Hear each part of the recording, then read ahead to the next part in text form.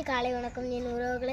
நான் தான் உங்கள் பாரதி பேசுகிறேன். நான் உங்களுக்கு ஒரு குட்டி கதை சொல்லுவேன். அந்த கதையில் வந்து ஒரு கருத்து இருக்கும். அந்த கருத்து உங்களுக்கு அந்த கருத்தை நீங்கள் லாஸ்ட் வரை கேளுங்க. ஒரு ஊரில் ஒரு அம்மாவும் அப்பாவும் இருந்தாங்க. அவங்களுக்கு வந்து ஒரே மகனா. அந்த மகனை நல்லா செல்லமாக பாசமாக வளர்த்தாங்களாம்.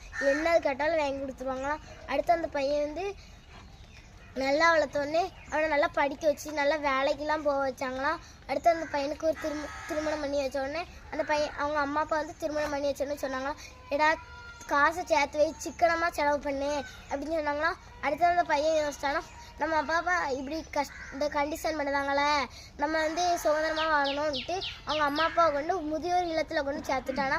அடுத்தது அவங்க அம்மா அப்பா யோசிச்சாங்களாம், நம்ம பையன் தானே நம்மளை சேர்த்துருக்கான், நம்ம அங்கேயே அன்போடு இருப்போம் அப்படின்னு சொல்லி இங்கேயே நல்லா அங்கேயே வாழ்ந்துட்டாங்களாம்.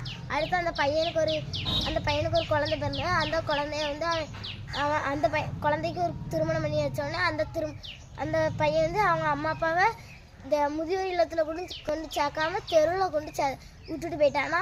அப்போ தான் அந்த பையன் யோசிச்சானா, நம்ம அம்மா அப்பாவை நம்ம இப்படி கொண்டு சேர்த்துட்டோம், நம்ம அம்மா அப்பாவை நம்ம கூடயே வச்சு பார்த்துட்டோம்னா இப்போ நம்ம பையன் நம்மளே கூட வச்சு பார்த்துருப்பான் அப்படின்னு சொன்னாலும். அதனால தான் நம்ம எப்போவுமே அம்மா அப்பாவை கனம் பண்ணணும். அம்மா சொன்னது கேட்கணும். அம்மா அப்பாவை கஷ்டப்படுத்தக்கூடாது.